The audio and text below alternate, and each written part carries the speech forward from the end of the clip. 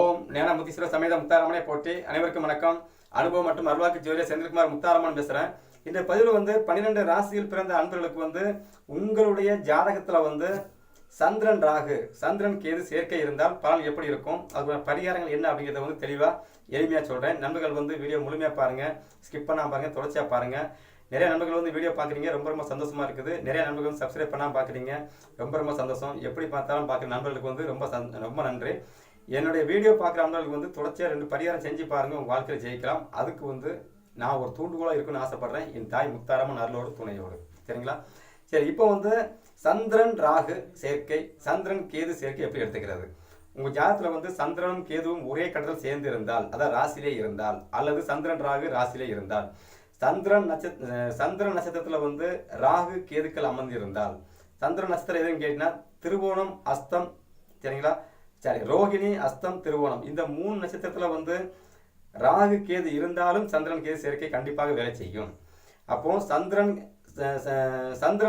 ராகுவோட சேர்ந்திருந்தால், ராகு சந்திரன் ராகு ஒன்னா சேர்ந்திருந்தாலும் இதே பிரச்சனை தான். அப்போ சந்திரன் ராகு சேர்க்கை அன்பர்களுக்கு எப்பவுமே பார்த்தீங்கன்னா அடிக்கடி மனசு அப்படிங்கிற ஒரு விஷயம் தெளிவு இருக்காது. எப்பவுமே சந்திரன் கூட ராகு கேது சேர்ந்துட்டாங்க அப்படின்னாலே மனசு தெளிவு இருக்காது. இதை செய்யவா, அதை செய்யவா, இப்படி செய்யலாமா, அப்படி செய்யலாமா, இதை செஞ்சால் ஜெயிக்க முடியும், இதை செஞ்சால் நல்லா இருக்குமா அப்படின்னு சொல்லி யோசிச்சுட்டே இருப்பாங்க. 4 பேருக்கு 7 பேர்ட்டு ஐடியா கேட்பாங்க, இதை செய்யலாம் அதை செய்யலான்ட்டு. ஆனாலும் திருப்பி பார்த்தீங்கன்னா முதல்ல ஐடியா கேட்பாங்க, அதுக்கப்புறம் பாம்பு மாதிரி சுருண்டு படுத்துக்கிட்டு அதிலே தான் இருப்பாங்க, இஞ்சி வெளியே வர மாட்டாங்க, வர முடியாது, வர விடாது, அவ்வளோதான். ஏன்னா ராகு அப்படிங்கிறது ஒரு விஷயத்தை ஆசையை நோக்கி நகர்த்தும். நாளைக்கு அதை செய்யணும், இதை செய்யணுங்கிற ஒரு யோசனை கொடுக்கும். கேது என்ன பண்ணுவார்னா, டேய் சத்தம்லாம் இருடா, பொத்திக்கிட்டு இருடா, ஏன்டா அவசரப்படுறா அப்படின்னு சொல்லி கேது என்ன பண்ண முடக்கி போடுவார். கேது ஒரு குழப்பற கிரகம், குழப்பிக்கிட்டே இருப்பார்.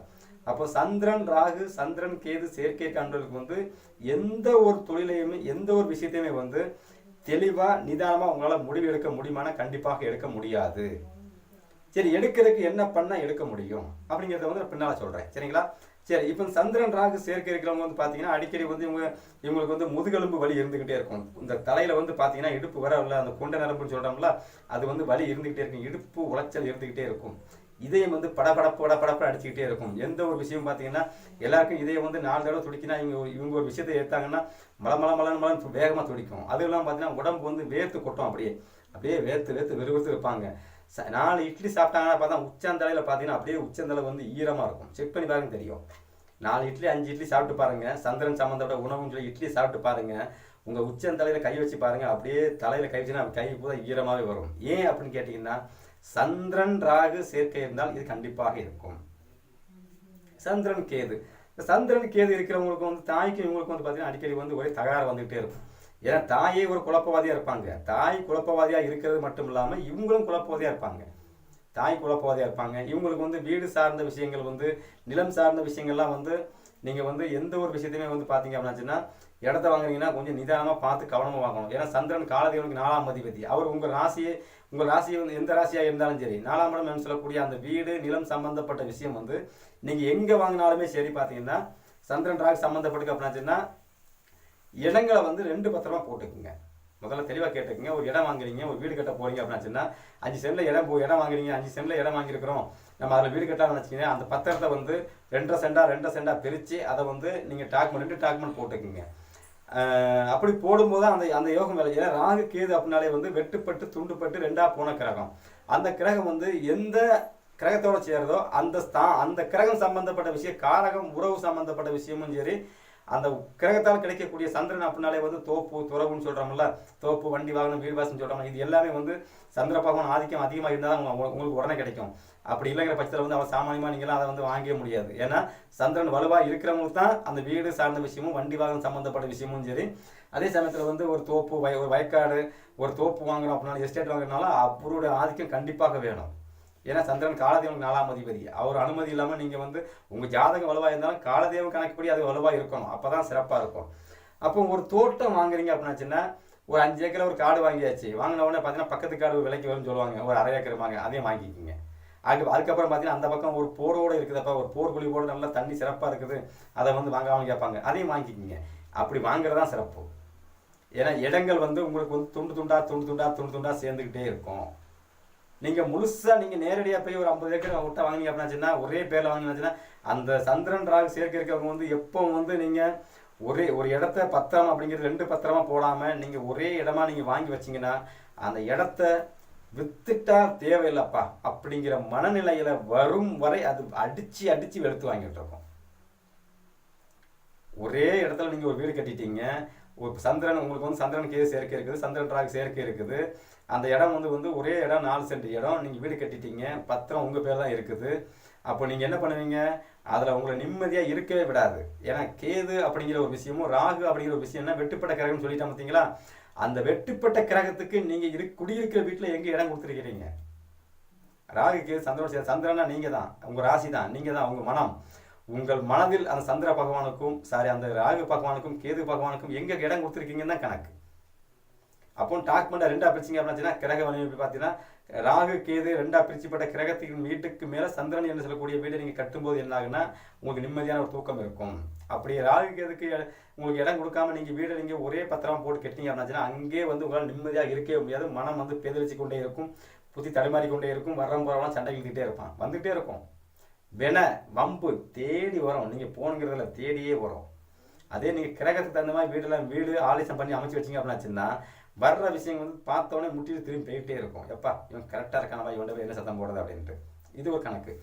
அப்போ சந்திரன் ராகு சேர்க்கை இருக்கிறதுக்கு வந்து தெளிவான ஒரு மனம் இல்லை அப்படின்னு தெளிவாக சொல்லிட்டேன். தாயோட அன்பு அப்படிங்கிறது பரிபூர்ணமாக இருக்காது. அப்போ சந்திரன் ராகு சேர்க்கை இருக்கிற அன்பர்களுக்கு வந்து தாயிட்ட வந்து பாசம் அப்படிங்கிற ஒரு விஷயத்த நீங்கள் அளவாக வச்சுக்கிட்டு அவங்களுக்கு கொடுக்க வேண்டிய சாப்பாடு துணிமணி சம்மந்தப்பட்ட விஷயங்கள் எல்லாமே நீங்கள் வந்து அவங்கள வந்து கொஞ்சம் அவங்கள விட்டு நீங்கள் விலகி இருந்து அவங்களுக்கு செய்யக்கூடிய அனைத்து விஷயமும் செஞ்சுட்டு இருங்க. அதான் யோகம். தாயை தனியாக விட்டுறக்கூடாது, ரோட்டில் விட்டுறக்கூடாது. அதே சமயத்தில் வந்து நீங்கள் கூடவும் இருக்க முடியாது. ஏன் அப்படின்னு கேட்டிங்கன்னா உங்கள் ஜாதகத்தில் வந்து சந்திரன் ராகு சந்திரன் கேது சேர்க்கை இருக்கிறது. சந்திரன் அப்படின்னாலே வந்து ஒரு மனம், நீங்கள் அது பாம்போட இருக்கிற எந்த விஷயமே வந்து யாருக்குமே வந்து பாம்பை கண்டா எல்லாம் பயம் வரதான் செய்யும். பாம்போட ஒருத்தர் உட்காந்துருக்கிறார் அப்படின்னாச்சுன்னா இந்த இடத்துல பாம்பு இருக்குச்சுன்னா அதில் நிம்மதியாக இருக்க முடியுமா? இருக்க முடியாது. அப்போ பாம்பு யார் ஜாதத்தில் வந்து பாம்போட சந்திரன் சேர்ந்து உட்காந்துருக்குதோ அவங்க கூட வந்து மற்ற உறவுகள் நெருங்க முடியாது. ஒன்று இவங்க மனசால வந்து அவங்களை காயப்படுத்துவாங்க, அல்லது அவங்க வந்து இவங்களை காயப்படுத்துவாங்க, இல்லைன்னா நீங்கள் கொத்தி வெட்டுற மாதிரி இருக்கும், இல்லை அவங்க உங்களை வந்து அடித்து வெட்டுற மாதிரி இருக்கும். பாம்பு கண்டு அடிச்சுனா வெட்டுவாங்க. நம்ம ஜாதத்தில் வந்து சந்திரன் ராகு சேர்க்கை வந்தாச்சு, நம்மளே பாம்பு உருவத்தில் தான் நம்ம உட்காந்துருக்குறோம். அப்போ பாம்பை கண்டா மக்கள் என்ன செய்வாங்க? அடித்து விரட்டுவாங்க நம்மளை. இல்லை அப்படின்னா நம்ம என்ன பண்ணுவோம்? அவங்கள கொத்தி விரட்டுவோம், போடா வெளியே அப்படின்ட்டு. இதுதான் நடக்கும். அப்போ இது போல் அமைப்பில் இருக்கிற அன்பர்களுக்கு வந்து சந்திரன் ராகு கேது சேர்க்கை இருக்கையெல்லாம் என்ன பண்ணணும்னு கேட்டிங்கன்னா சிம்பிளாக சின்ன பரிகாரம் தான். சரிங்களா? செஞ்சுட்டு வாங்க. ஆனால் அது நிரந்தரமாக செய்யணும். சும்மா 2 நாள் 3 நாள் செஞ்சேன், 2 வருஷம் 1 வருஷம் செஞ்சேங்கிறதில்ல. உங்கள் பிறப்பு ஜாதகத்திலே வந்து சந்திரன் ராகு சேர்க்கை அமைஞ்சாச்சு. அப்போ அந்த பரிகாரத்தை வந்து நீங்கள் காலம் ஃபுல்லாக செய்யும்போது உங்கள் ஜாதகம் அழியும் வரை செய்யும்போது தான் அவங்களுக்கு வந்து நிம்மதியான ஒரு சூழல் கிடச்சிக்கிட்டே இருக்கும். சந்திரன் அப்படிங்கிறது நெல்மணி, நஞ்சைக்கு உண்டான கிரகம். நஞ்சை ஒரு வயக்காட்டில் வந்து நஞ்சை போட்டுக்கிறாங்க, அதுக்கு உரம் போடுறதுக்கு உண்டான செயற்கை உரங்களை வாங்கி கொடுங்க. ஏற்கனவே ஷார்ட்ஸ் வீடியோவில் போட்டுக்கிறேன். சரிங்களா? சரி, சில நண்பர்கள் வந்து எங்களுக்கு வந்து கொஞ்சம் தெளிவாக கொடுங்கன்னு சொன்னாங்க, நான் தெளிவாக கொடுக்குறேன். நஞ்சை என்று சொல்லக்கூடிய அந்த நெல்மணி வளர்வதற்கு செயற்கை உரம் என்று சொல்லக்கூடிய இயற்கை உரம் அல்ல, செயற்கை உரம், செயற்கையாக உருவாக்கப்பட்ட பாஸ்போர்ட் உரம் அப்படின்னு சொல்கிறாங்களா, பாஸ்போர்ட் யூரியான்னு சொல்கிறாங்களா, இது போன்ற உரங்களை வாங்கி கொடுங்க. விவசாயிகளுக்கு உரத்தை வாங்கி கொடுங்க. எவ்வளோ வாங்கி கொடுக்கலான்னு கேட்டிங்கன்னா உங்கள்கிட்ட எவ்வளோ பணம் இருக்கோ அதுக்கு தான் முடிவு பண்ணிக்கோங்க. பல லட்சங்கள் இருக்குது, செழிப்பாக இருக்குங்க அப்படின்னா மூட்டையாக வாங்கி கொடுங்க. காசு அளவாக இருக்குது, 1 kilo 1/2 kilo 3/4 kilo 5 kilo 10 kilo ஒரு மூட்டை, அது உங்கள் சக்தி தகுந்தாற்போல் நீங்கள் வாங்கி கொடுங்க. அப்படி வாங்கி கொடுத்துட்டு வரும்போது என்ன ஆகுன்னா அங்கே உங்களோட சந்திரன் ராகு வந்து ஒரு இன்னொரு ஜீவனை வாழ வைக்க ஆரம்பிக்குது. அது வாழ வைக்க ஆரம்பிக்கும் போது தோஷம் அதில் அடிபட்டு போகும்.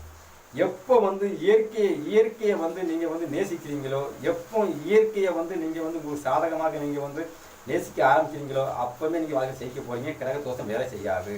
ஏன்னா நிலம், நீர், நெருப்பு, வானம், காற்று என்று சொல்லக்கூடிய இந்த 5 பஞ்சபூதங்களை வச்சு தான், அந்த இயற்கையை வச்சு தான் இந்த உலகமே இயங்கிக்கிட்டு இருக்கிறது. இறைவனே அதை தான் இயக்கிக்கிட்டு இருக்கிறான். அப்போ எப்போ நீங்கள் இயற்கையை நேசிக்க ஆரம்பிக்கிறீங்களோ அப்போவே நீங்கள் ஜெயிக்க ஆரம்பிக்கிறீங்க. இதை பற்றி பேச ஆரம்பித்தோடனே பாருங்கள், மழை வெளியே தட்டி எடுக்குது. அப்போ இந்த பரிகாரம் சக்ஸஸாக வருமா? சத்தியமாக சக்ஸஸாக வரும். அப்படிங்கிறதுக்கு வந்து இயற்கை எனக்கு கொடுக்க சிம்பிள்ஸாக நான் எடுத்துக்கிறேன் இதை. ஏன்னா மழை நீர் அப்படிங்கிறது வந்து பார்த்தீங்கன்னா சந்திரன், மழை நீர் அப்படிங்கிற சந்திரன் சுக்கிரன் 2 பேருமே பார்த்தீங்க அப்படின்னா சந்திரன் அப்படின்னா காலதேவன் சுக்கிரன் அப்படிங்கிற சுகபோத கொடுக்கக்கூடிய கிரகம். சுக்கிரன் அப்படிங்கிற காலதேவனுக்கு 7ஆம் அதிபதி நிவர்த்திக்கு உண்டான கிரகம். சந்திரன் அப்படிங்கிறது வந்து பார்த்தீங்க அப்படின்னா உங்களுக்கு வந்து ராசிக்கு சம்பந்தமாக வந்துடுது. அப்போ சந்திரனும் சுக்கிரனும் சேர்ந்து வந்து இந்த பரிகாரம் சக்ஸஸ் மீது அவரே வாழ்த்துற மாதிரி வந்து கணக்கு எடுத்துக்கிறேன். சரிங்களா? அப்போ செயற்கை உரங்களை வாங்கி கொடுத்துக்கிட்டே இருங்க விவசாயிகளுக்கு. அதுவும் நஞ்சை சம்பந்தப்பட்ட நெல் மணி போட்டு விவசாயம் பண்ணுறாங்களோ அவங்களுக்கு. அப்படி கொடுக்கும்போது என்ன ஆகுன்னா உங்களுடைய சாதகம் தோஷம் எல்லாமே வந்து அடிபட்டு போகும். சந்திரன் ராகு சந்திரனுக்கு ஏது யோகத்தை கொடுத்து கொண்டே இருக்கும். அது உங்கள் ஜாதகத்தில் வந்து சந்திரன் வந்து எந்த இடத்துல இருக்கிறாரு, அவர் அந்த வீட்டுக்கு அது ராகு எங்கே இருக்கிறார். சந்திரன் ராகு ஒன்றா தானே உட்காந்துக்கிறாங்க.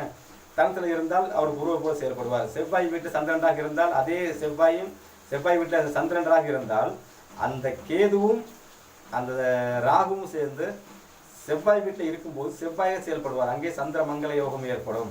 குரு வீட்டில் இருந்தால் குருமங்கள யோகம். இப்படி ஒரு யோகத்தை அள்ளி கொடுத்துட்டு போயிட்டே இருப்பாங்க. இதுதான் கான்செப்ட். இது நான் உணர்ந்த விஷயங்கள். எனக்கு வந்து சந்திரன் ராகு சேர்க்கை இருக்கான்னு கேட்டீங்க அப்படின்னா எனக்கு வந்து லாபஸ்தானத்தில் ராகு பகவான் அஸ்தம் நட்சத்திரத்தில் வந்து சந்திரன் நட்சத்திர காலம் இருக்கிறார். சந்திரன் எனக்கு 9ஆம் அதிபதி.